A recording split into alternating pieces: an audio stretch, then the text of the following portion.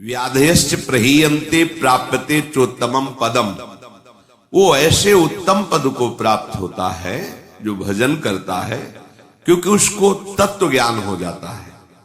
तत्व ज्ञान हो जाने पर उसके ऊपर रोगों का प्रभाव नहीं पड़ता, जरा वृद्धावस्था का प्रभाव नहीं पड़ता और मृत्यु का भी प्रभाव नहीं पड़ता, और उत्तम पद की उसको प्राप्ति होती है।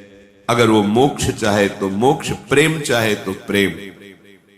तत्व ज्ञान उसे वेदांत पढ़ के नहीं करना होगा। कई बार कहा है कि नाम में इतनी सामर्थ्य है कि आप नाम को पकड़ के निरंतर चिंतन में लाइए तो तत्व ज्ञान हो जाएगा। अपने स्वरूप का बोध, संपूर्ण संसार में क्या व्याप्त है, कौन सा व्यक्त तत्व है, वो आपको बोध हो जाएगा भजन बल से। जैसे बीजानि हिरण्य दग्धानि नरोहंति पुनर्यथा ज्ञान दग्धैस् तथा क्लेशैर नात्मा संयुज्यते पुनः। जैसे आग में पकाया हुआ दाना पुनः अंकुरित होने के योग्य नहीं रह जाता। गेहूं, चना, कोई भी हो, भुन जाए, भुनने के बाद उसे आप खेत में डाल दीजिए, चाहे जितना खाद पानी लगाइए, अंकुरण नहीं होगा। ऐसे ही जिसको तत्व ज्ञान हो जाता है या भगवत प्रेम प्राप्त हो जाता है तो उसके हृदय में कभी कोई वासना नहीं जगती। वो दिखाई देता है वैसे ही दाना, पर अंतर हो गया।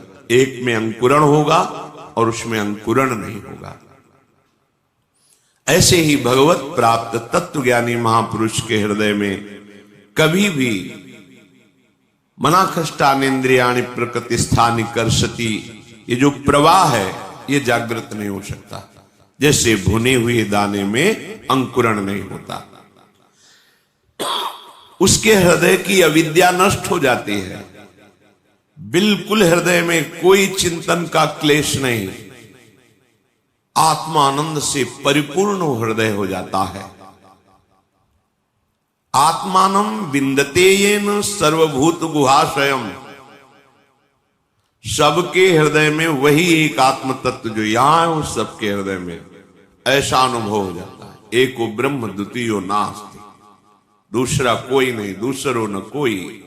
अब कितना परमानंद होगा जहां अन्य चिंतन नहीं है। ये जो सुख की स्फुरणा होती है ये उसी आनंद सिंधु के एक बिंदु के सीकर से है। और आनंद समुद्र में अवगाहन करने लगे तो कितना सुख होगा, कल्पना भी कोई विषयी पुरुष नहीं कर सकता। यदि भजन किया जाए, हृदय पवित्र हो जाए तो श्लोकेन या वार्धनेन क्षीणम तस्य प्रयोजनम। आधे श्लोक में तत्व ज्ञान प्राप्त हो जाए। मार्कंडेय जी कह रहे हैं सब भूतों के हृदय में विराजमान जो भगवत तत्व है वही मेरे हृदय में भी विराजमान है। इसका ज्ञान आधे श्लोक में हो जाए यदि हृदय पवित्र हो।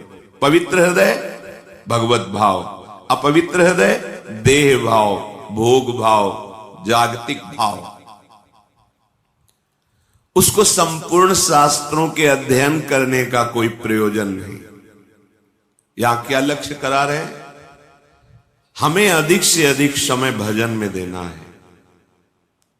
खूब नाम जब चल रहा है अंदर से, बस यही कमी होती है। हम बाहर की क्रियाएं तो सांगोपांग कर सकते हैं, पर निरंतर तैल धारावत भगवत चिंतन बड़ी बाधा पहुंचाती है माया। भजन के जो बड़े सूरवीर हैं उनको भी परास्त करने के लिए ऐसे ऐसे जाल रचती है। क्या परास्त? उनका भगवत चिंतन छूटे और मेरे द्वारा किया हुआ विघ्न उसका चिंतन करें। पर वो भगवान के निज जन होते हैं, एक क्षण में उसके जाल को काट के अपने चिंतन में होते हैं।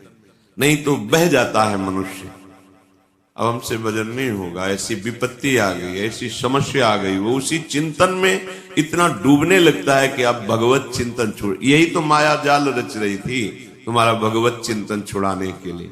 बहुत विचित्र, तुम्हें दिखाई नहीं दे रही।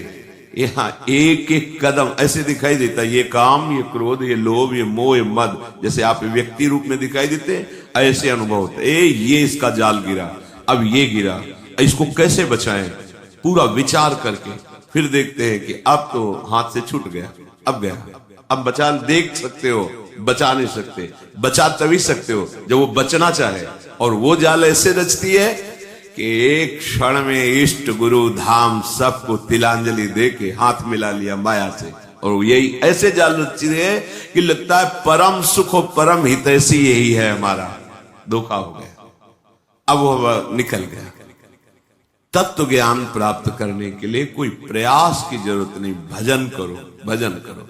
भगवान शंकराचार्य जी तत्व ज्ञान प्रदान करने के लिए ही आचार्य रूप में प्रकट हुए। वो कह रहे हैं कि तत्व ज्ञान में सबसे श्रेष्ठ है भक्तिरीव गरीयसी, भक्ति। अगर भगवान की भक्ति की जाए तो बहुत जल्दी तत्व ज्ञान प्राप्त हो जाए। भगवान शंकराचार्य जी भी निरंतर भजन, मैं कौन हूं, संसार का क्या स्वरूप है, भगवान का क्या स्वरूप है, सब आपको बोध हो जाएगा। नौ योगेश्वर इस सिद्ध महापुरुष आकाश मार्ग से चलते रहते हैं, अब भी हैं। ये विरक्त महापुरुष प्रायः जो सच्चे मार्ग के पथिक होते हैं उनके दर्शन पथ पे आते हैं, उपदेश देते हैं। इन्होंने कहा है कि एक एक कवल अन्न पाने से जैसे क्षुधा निवृत्ति तुष्टि पुष्टि होती है, ऐसे ही एक एक क्षण भजन करने से आपके हृदय में अपने स्वरूप का ज्ञान, प्रभु के चरणों में प्रेम और संसार का ज्ञान, पूरा कुछ पढ़ना लिखना नहीं पड़ेगा। आप भजन कर रहे, सत्संग सुन रहे, भजन करते रहे, अपने आप ज्ञान स्फुरित होता चला जाएगा। पर सबसे कठिन इस संसार में है भजन करना। कोई माने या ना माने, कुछ कठिन नहीं, सबसे कठिन है भजन करना, क्योंकि ये अंदर की बात है। बहुत शांति से भजन में लगे हो, ऐसा माया जाल रच दिया कि अब लगा अरे क्या होगा, अब क्या होगा, छूटा भजन, छूटा। वो रचे ही है, अब क्या होगा, किसकी सलाह ले, किससे मिले, ऐसे ऐसी विपत्ति, ऐसा संकट, ऐसा जाल कि लगता है अब क्या हो। अब वो राजी हो रही, छूटा भजन, छूटा। और जो चतुर है, राधा राधा राधा, मर जाऊंगा पर छोड़ूंगा नहीं, नष्ट हो जाऊंगा पर नाम नहीं छोड़ूंगा, सब अपमानित करे नाम नहीं छोड़ूंगा। अगर चूक हो गई, अब मैं वो क्या करूं जिससे मेरी प्रशंसा बच जाए, मेरा सम्मान बच जाए, मेरा परिवार बच जाए, मेरे पास पुनः सब सुख सामग्री आ जाए। भजन छूटा। ये बड़ी सूक्ष्म इसकी चाल है। तो आत्मानम विंदते एन सर्वभूत गुहाशयम, सबके हृदय रूपी गुफा में हमारा आराध्य देव शयन कर रहा है। भजन करने वालों को ऐसा अनुभव हो जाता है। द्व्याक्षरादाभि संधाय केचिच्छ लोक पदांकितै, बहुत महिमामयी बात है। सतैरन्नै सहस्त्रैश्च प्रत्ययो मोक्ष लक्षणम, कोई प्रभु के दो अक्षर का नाम पकड़ ले,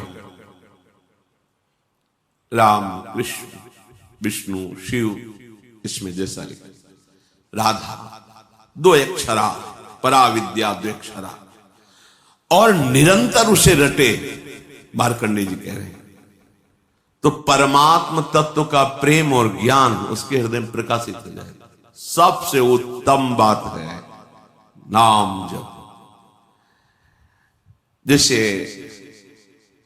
प्रायः लोग जब सुनते हैं कि कोई संत हैं, उनके पास जाओ तो कामना की पूर्ति होती है।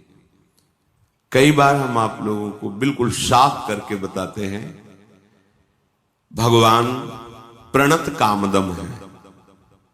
प्रणत कामदम पद्मजार्चितम धरणि मंगलम ध्येयमापदी, जिन चरणों का ध्यान मात्र करने से समस्त कामनाओं की पूर्ति होती है, उन प्रभु के धाम में आ पाए। प्रभु के जनों के प्रति आपकी भगवत भाव श्रद्धा हुई, प्रभु का नाम यश सुना, इससे आपका काम बनता है।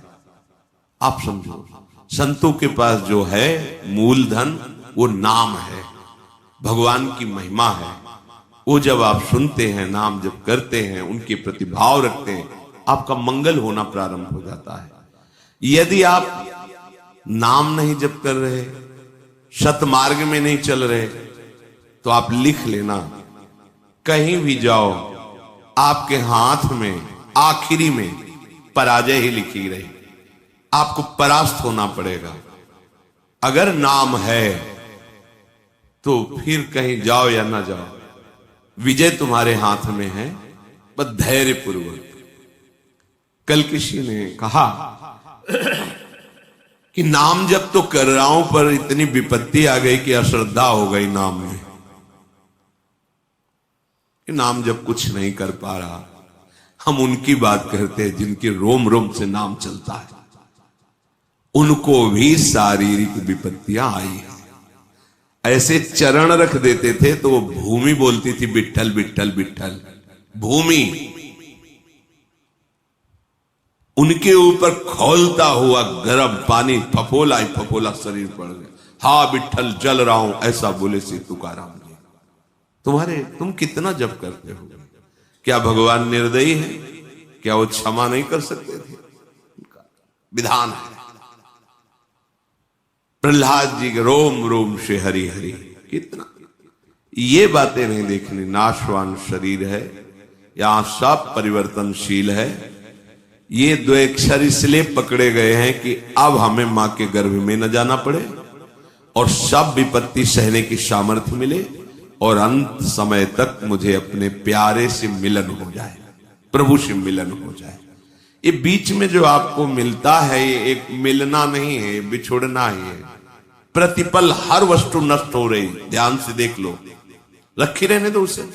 आप देखो तुम्हारे योग्य नहीं रह जाएगी, या प्रयोग कर लो तो 6 घंटे में देखने योग्य नहीं रह जाएगी, विष्ठा बन जाएगी। 5 मिनट बाद बमन कर दो, घृणा पैदा हो जाएगी। सब नाशवान परिवर्तनशील है।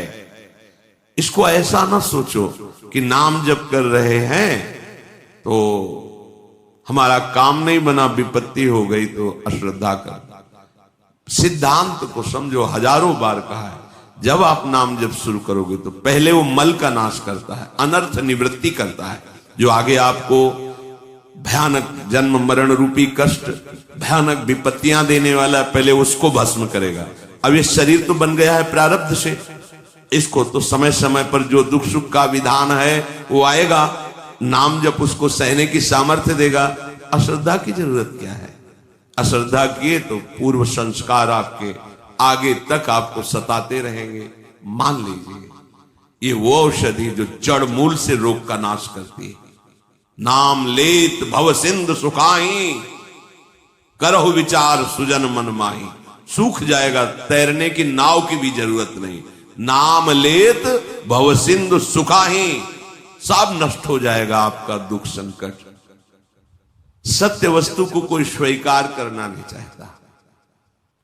नाटक को सत्य मान करके, ये संसार एक माया का नाटक है, वो इसे सत्य मान करके इसे भोगना चाहता है, इसका स्वामी बनना चाहता है, मायापति बनना चाहता है। सत्य बात स्वीकार कर ले तो आनंद मगन हो जाए, पर सत्य कड़ुआ लगता है ये ठीक है प्रवचन करो, सुन लिया, पर हमें चाहिए ये। तो जो चाहिए वो कितने दिन के लिए, कितने मिनट के लिए, पर वर्तमान का सुख भोगी मन इतना निश्चय कर लेता है कि ये चाहिए और अपना जीवन पूरा का पूरा जीवन चाहिए में। और जो चतुर होता है वो जाहे न चाहिए कबहू कष्ट, नहीं। तो वो जो चाहिए मांग रहे हैं वो उसके पीछे लुटता घूमता है और उसके सामने सच्चिदानंद भगवान होते हैं। और जिसको चाहिए उसके सामने माया होती है, कुछ पकड़ में ही नहीं आता, पूरा जीवन निकल जाता है, कुछ हाथ में नहीं। अब जा रहे हो अपने देश, क्या है तुम्हारे पास? कुछ नहीं। यही चिंतन है, ये चिंतन तो आगे का जन्म निर्णय कर देगा। हाँ, राधा राधा कहा है, अब ये जमा है। यहां कह रहे द्वेक्षरादभिसंधाय, कैसा? टूटने न पावे तार, संधि बनी रहे, राधा राधा राधा राधा राधा।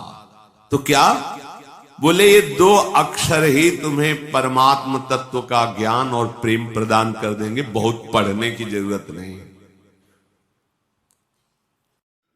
पूज्य गुरुदेव महाराज जी के द्वारा आपने जान लिया कि नाम जप में कितनी अद्भुत शक्ति होती है।